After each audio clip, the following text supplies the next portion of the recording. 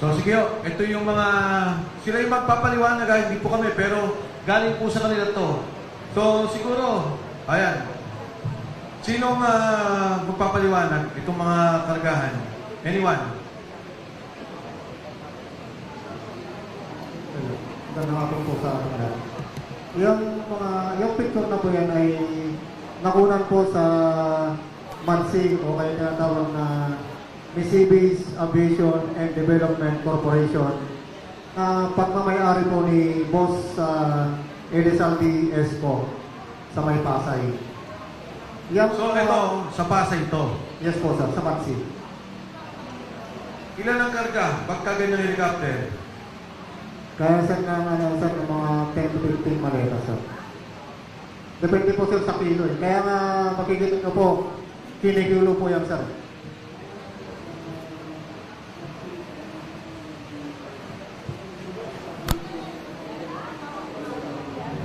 Di malinaw.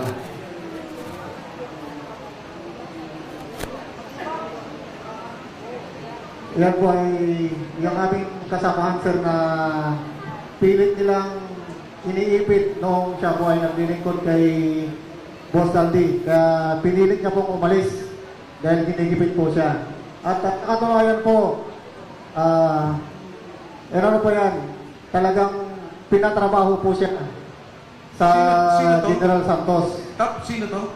Si, sir, si Neres po. Neres. Geraldine Neres po. Okay. At yan po ang marami ding alam po. Pinatrabaho po yan. Kaya pinuntahan po yan mismo ni Colonel Dominguez doon sa kanilang bayan po sa General Santos.